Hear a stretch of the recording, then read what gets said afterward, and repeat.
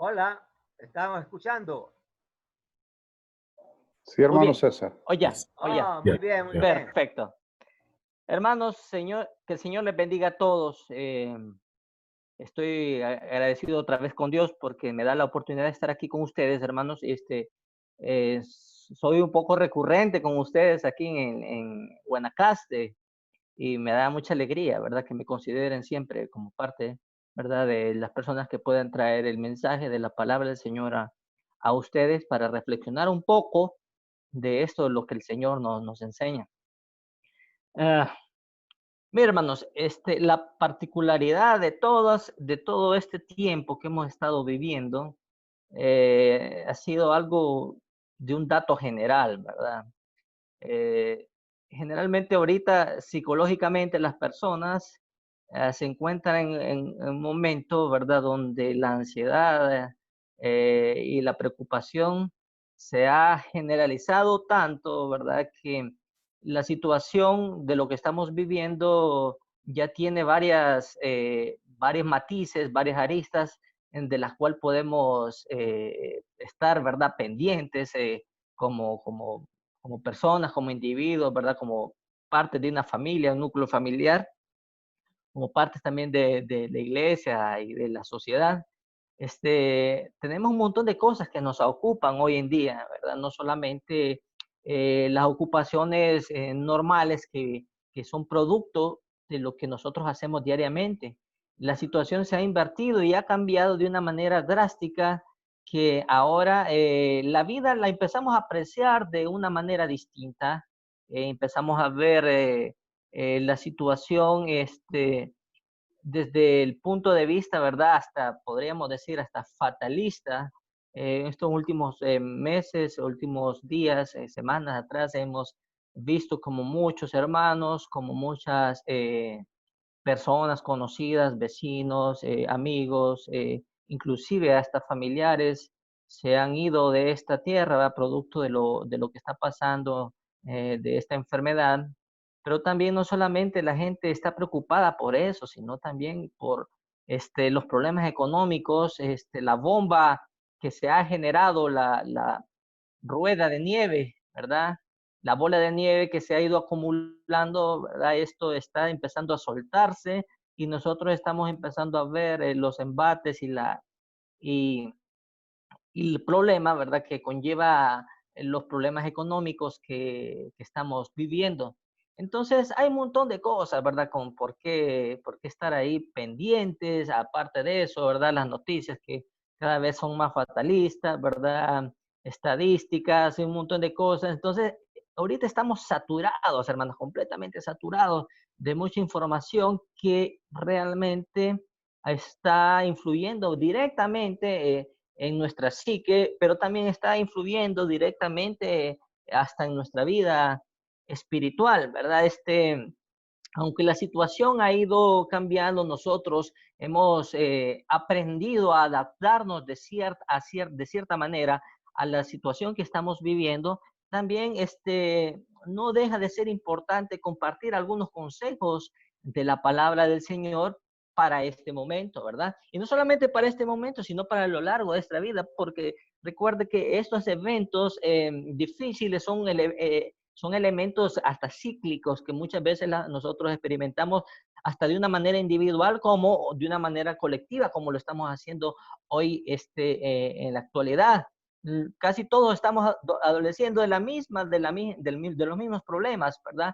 Otras personas se suman, ¿verdad? Con enfermedades que no están relacionadas con la pandemia, pero al final suman para que la persona se preocupe, para que la persona empieza a sentirse un poquito desanimada. En estas semanas anteriores, sin querer, queriendo, como dice ahí Chavo, ¿verdad? Me fui a hacer unos exámenes y resulta de que los triglicéridos están pero elevadísimos, a una manera, ¿verdad? Bastante grande. Me sentí un poquito ofuscado, créanme que me sentí ofuscado bastante porque no solamente triglicéridos, sino que azúcar, sino que también colesterol.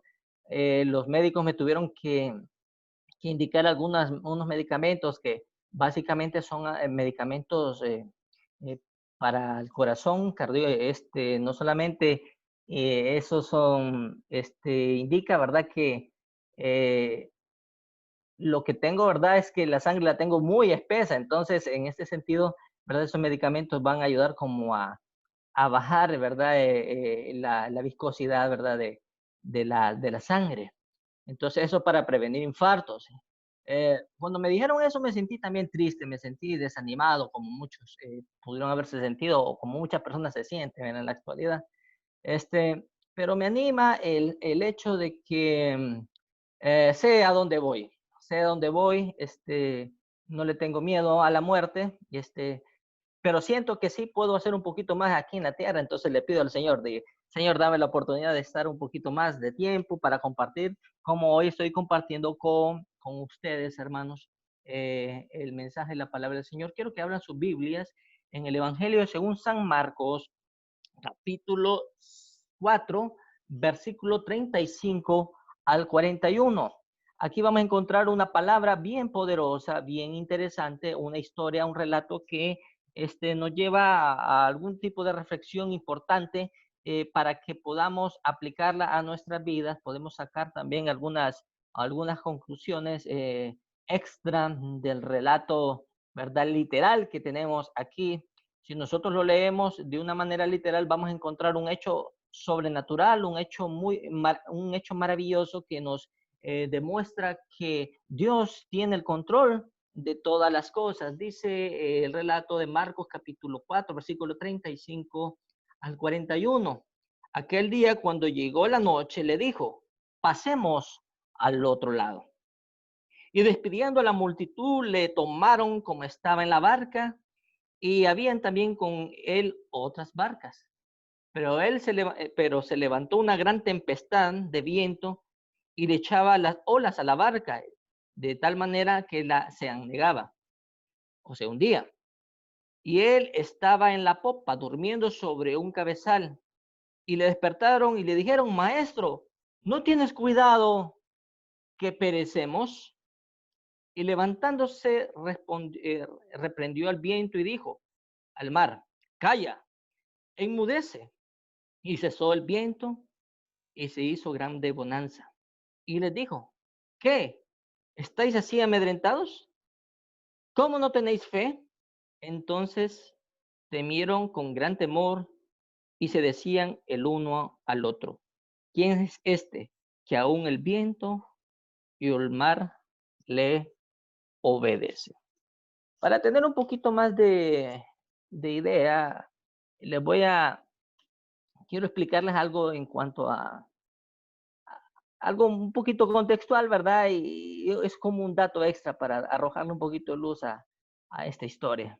Eh, el mar de Galilea, hermanos, el mar de Galilea era famoso por sus tempestades. No crean que esto es un relato aislado, es una tempestad que se dio, ¿verdad?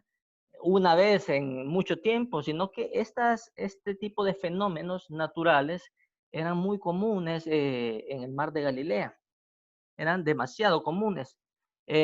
Sus tormentas podían aparecer de manera repentina, aun si el cielo estaba azul, de repente se agitaba el agua de tal manera que muchas embarcaciones sucumbían ante este tipo de fenómenos. Un escritor dijo sobre el lago que no era raro ver que se aparecía una tormenta aun cuando el cielo estaba despejado sobre las aguas ordinariamente tranquilas. Entonces, este fenómeno de que nosotros encontramos aquí en el mar de Galilea y relatados por Marcos y también por Mateo, ¿verdad? En el capítulo 8, nosotros vamos a encontrar, ¿verdad? Que este lago era un lago bastante, por decirlo así, traicionero, pero también esto se puede suponer porque su cuenca hidrográfica y su geografía lo permitían. En la parte superior del mar de Galilea, ¿verdad? Ahí desembocaban varios arroyos y la afluencia de esos arroyos al entrar al lago, esto funcionaba como una especie de desfiladero. Sumado a esto, la geografía de la tierra y, ¿verdad? Las mesetas y los vientos provenientes también del monte Hermón, nosotros podemos observar que al combinarse la afluencia de agua por los estrechos y los vientos, entonces lo que resultaba era una tremenda, ¿verdad? Agitación del agua, una tremenda tormenta, la cual se daba permanentemente y para muchos pescadores y para muchas personas que navegaban en el lugar, ¿verdad? Y trabajaban en ese sentido en su labor artesanal de la pesca, era muy peligroso, ¿verdad? Era muy difícil también y se exponían a los peligros que el mar de Galilea presentaba de una manera repentina. Entonces miramos en el relato, ¿verdad? Que Jesús estaba en la barca y estaba dormido. Generalmente en ese tipo de embarcaciones había en la parte superior, en la popa, una especie de cojín donde ahí se podían, sentar las personas básicamente que se les tomaban como distinguidas para poder ir en ese tipo de embarcación, ¿verdad? Generalmente no eran los que habitualmente navegaban, sino que tal vez era alguien que, alguien que se asomaba, ¿verdad? O que se viajaba de una manera, ¿verdad? Esporádica con ellos, entonces ellos le daban ese lugar. Entonces, el relato el relato nos sigue diciendo de que de repente se desató una gran tormenta en el mar. La tormenta comenzó a azotar la barca de tal manera que el agua cruzaba la barca, la llenaba la barca, pero miramos ahí el relato de que Jesús estaba dormido, estaba allí en la parte superior, en la popa, aun cuando los vientos estaban arreciando, aun cuando los discípulos estaban gritando, estaban clamando por lo que estaba sucediendo. Jesús mantenía en ese sentido su calma, ¿verdad? Yo me supongo que lo hacía, no era porque estaba profundamente dormido, porque con la más mínima gota de agua la gente se puede despertar, sino tenía un propósito muy definido como para probar la fe de aquellas personas que habían andado con Jesús durante ese tiempo en el ministerio. Si observamos, vamos a hablar que casi estamos hablando del inicio del ministerio de Jesús, pero anteriormente ellos habían visto cómo Jesús se había manifestado de manera sobrenatural. Habían escuchado a Jesús predicar, habían escuchado a Jesús dar su enseñanza, pero también habían visto a Jesús de una manera en acción, de una manera sobrenatural, viendo cómo actuaba sobre las personas cuando las sanaba. Si no, miramos también el relato que hay en el mismo Evangelio de Marcos, capítulo 1, versículo 25, donde ahí saca un espíritu, un demonio de un hombre. Y curiosamente, hermanos, curiosamente, como dato curioso, las mismas palabras que le dice Jesús, ¿verdad? Al mar para que se calle, para que se tranquilice, son las mismas palabras que utiliza Jesús para reprender y sacar aquel demonio del hombre en el relato de Marcos capítulo 1, versículo 25, cuando le dice, cállate, ¿verdad? Los palestinos creían, ¿verdad? Que los demonios y esas fuerzas externas actuaban de una manera, ¿verdad?, sobre los elementos naturales, y entonces por eso es que podemos encontrar también esta similitud en la manera que Jesús está reprendiendo a el mar. ¿Alguien podría cerrar los micrófonos ahí, hermano? Mira esto, ya ¿Alguien podría cerrar los micrófonos? Ok, perfecto. Entonces, vamos a seguir con el relato, hermano, para seguir la hilación. Volviendo al relato, Jesús, ¿verdad? Estaba en esa situación, mirando cómo los discípulos, después de que se desató la tormenta, estaban con miedo, estaban atemorizados, estaban clamando porque pensaban que iban a morir. Una tormenta de esa naturaleza en medio del mar no es algo fácil. Yo vengo de una ciudad, Puerto, ahí me bauticé en la ciudad de Tela, y hay muchos hermanos que trabajaban generalmente ahí en esos lugares, muchos hermanos que trabajan en barcos. Esos hermanos se van por varios meses y trabajan en ese tipo de embarcaciones, en diferentes oficios. Ellos me contaban que no hay nada más difícil para una persona que el experimentar el hecho de una tormenta bien poderosa en medio de alta mar. Dice que se llega a pensar hasta lo peor, pero afortunadamente Dios siempre les ha favorecido con la vida, ¿verdad? No permitiendo que la embarcación sucumba ante las olas del mar. Esa misma idea, ¿verdad? Esa misma angustia era lo que sentían los discípulos cuando estaban en la embarcación. Estaban sintiendo que ellos iban a perecer, estaban sintiendo que ellos iban a quedar ahí y que para ellos ya no había un retorno ante esta situación. Y miramos que Jesús de repente se levanta y reprende al mar, ¿verdad? Primeramente reprende al mar, al viento y al mar, y le dice que calle, que inmudece. Y dice la palabra, que en el relato que encontramos ahí en Marcos, que hubo gran bonanza, de repente hubo gran bonanza. Pero Jesús dirige la reprensión después directamente a los apóstoles o a los discípulos y les dice, ¿cómo? ¿No tenéis fe porque estáis amedrentados? Les habla, ¿verdad?, acerca de su conducta ante la situación que ellos habían experimentado previamente cuando estaban temerosos en las olas. Realmente, hermanos, no haríamos justicia a esta historia si solamente la tomásemos en un sentido literal. Y sin ánimos de también de forzar, ¿verdad?, la escritura, podemos observar ciertas situaciones de manera, ¿verdad?, simbólica, podemos extraer así, acerca de este hecho en alta mar. Primero encontramos que cuando los discípulos se dan cuenta de la presencia de Jesús, que al inicio no se dieron cuenta, ¿verdad? Ellos comenzaron a gritar, comenzaron a hacer todo su esfuerzo para que la barca no se hundiera. De repente fueron a Jesús y se dieron cuenta que Jesús estaba allí. Cuando ellos se dieron cuenta de ese hecho, la tempestad, la tempestad se convirtió en calma.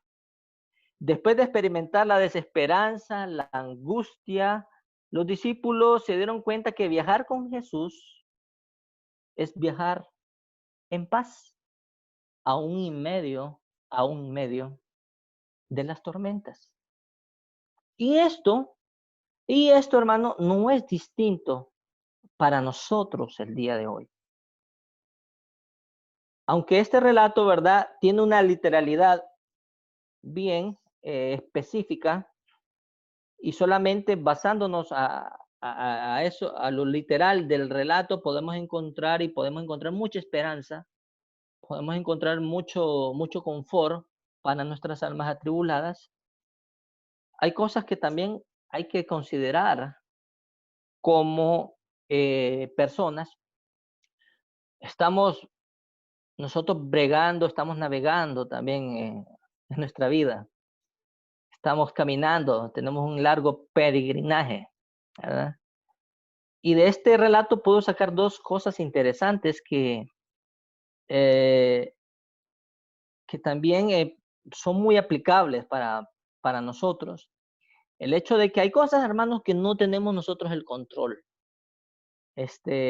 Son variables que realmente no podemos controlar. Llámese así las circunstancias, usted no las controla. Lo que otras personas hacen, usted no las controla. Cuando vienen las enfermedades de manera repentina o accidentes, usted no puede controlar eso. Usted no puede controlar lo que otras personas hacen. Usted no puede controlar lo que la naturaleza o el curso de la naturaleza puede hacer. Usted no puede controlar nada, muchas veces, de lo que generalmente se desenvuelve de una manera natural. Nosotros anteriormente, en enero, estábamos tranquilos en nuestras casas, no pensábamos en esta situación, nadie se imaginaba que iba a estar encerrado por tanto tiempo en una casa, ¿verdad? Con zozobra, esperando de que esto termine. Nadie pudo haber predicho esto y prepararse con tiempo. Y aun cuando usted se dio cuenta que esto ya estaba aquí, eso ya no se pudo controlar. Aún en esas circunstancias en las cuales usted ni yo podemos controlar, Jesús nos da paz cuando los problemas de la vida nos envuelven en una tempestad de tensión e incertidumbre. Hoy hay momentos en que no sabemos qué hacer. Hay momentos realmente en que estamos de brazos cruzados y nos encontramos en una encrucijada, ¿verdad?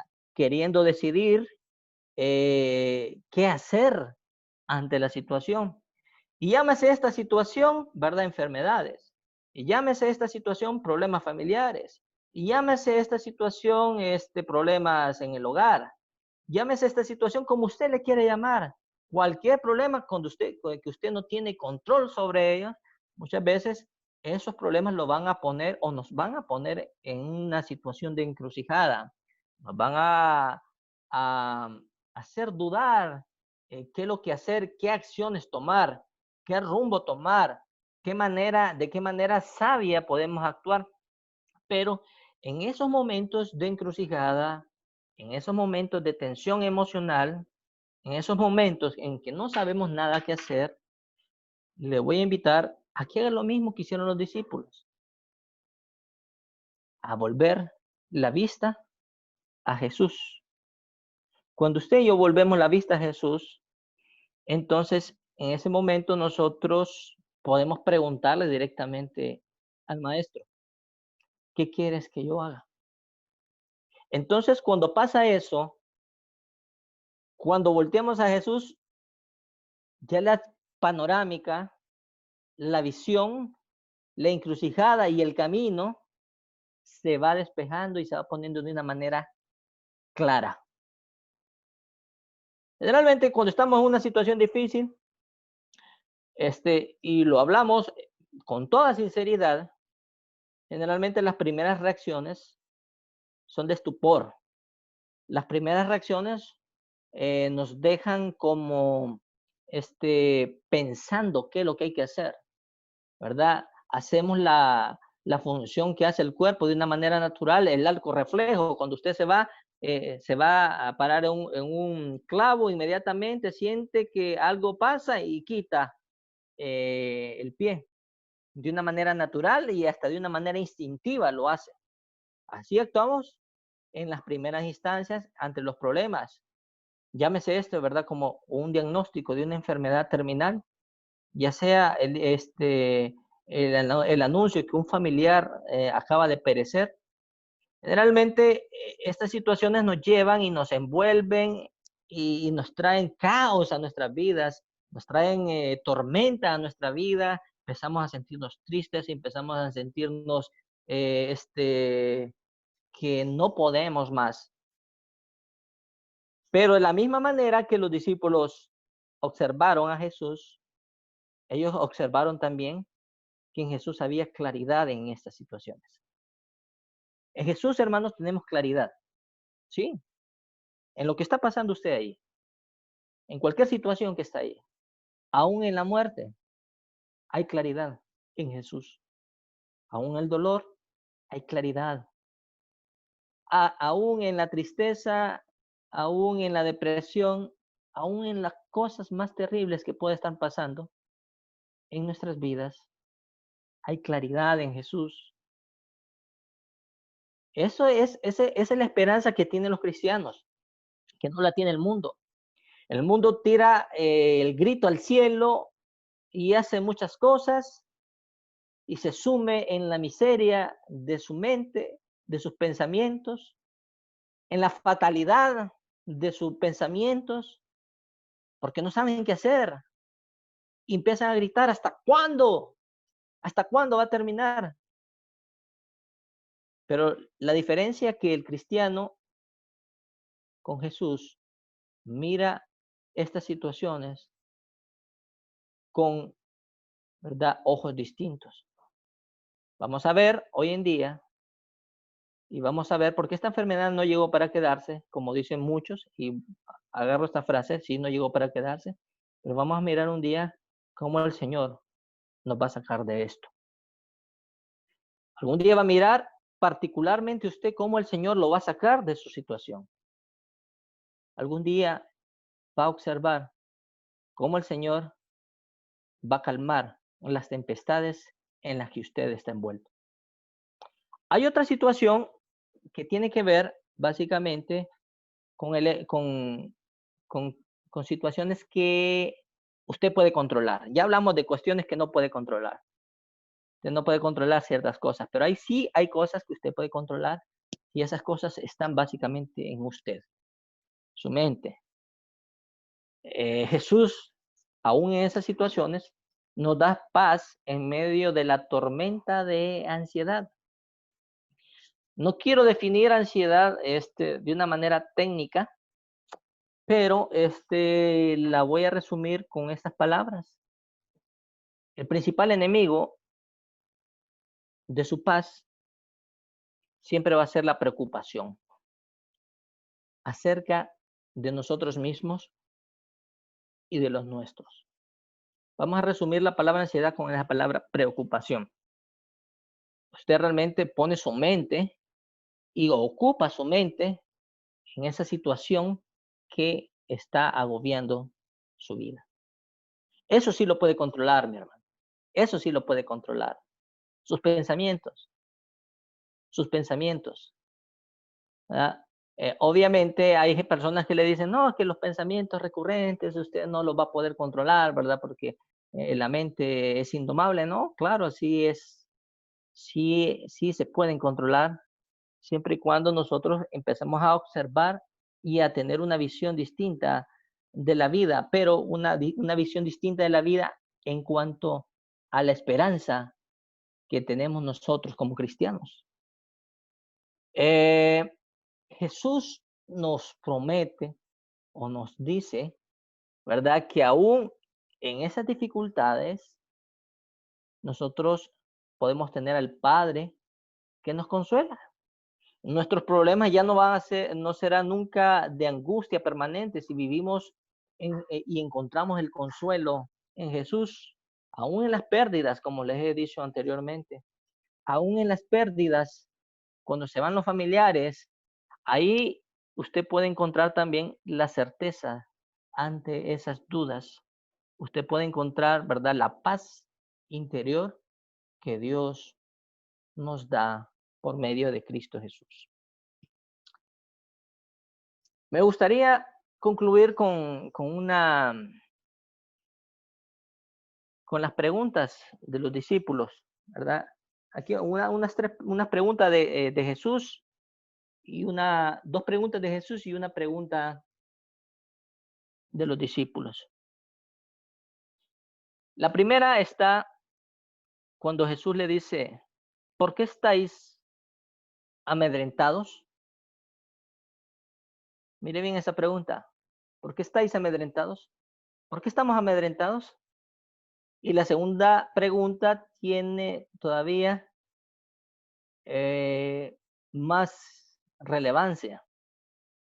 ¿Cómo? ¿No tenéis fe? Le dice Jesús. El relato de Mateo, capítulo 8, versículo 26, nos dice, ¿por qué teméis, hombres de poca fe?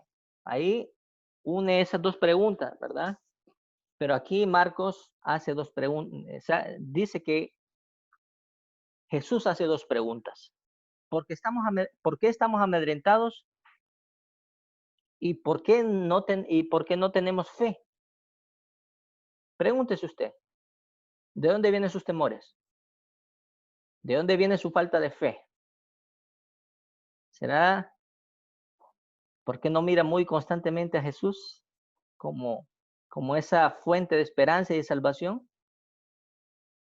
Cuando nosotros logramos amalgamar, ¿verdad?, nuestra fe y podamos enraizarla y empoderarla en nuestras vidas, vamos a ver resultados grandes que realmente van a trascender ante los temores más horrorosos que puedan estar allí acechándonos. Me gusta la versión de, no sé, hay una versión verde de una Biblia que un tiempo que la Iglesia de Cristo estuvo regalando, ¿verdad? Estuvo circulando una Biblia, no sé, la Biblia para todos, no sé, no me acuerdo el nombre, pero lo que sí me encanta es la definición de fe. Dice, es pues la fe, la prueba palpable de lo que no podemos ver, ¿sí? Podemos sentir la fe. Es como cerrar los ojos y que se nos brinde un objeto. Realmente no lo estamos mirando, pero lo estamos palpando y sabemos que eso es real.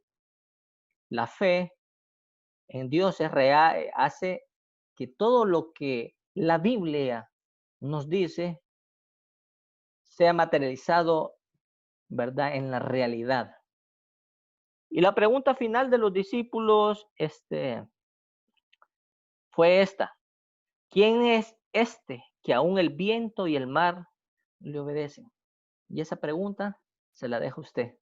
¿Quién es este que aún el viento y el mar le obedecen?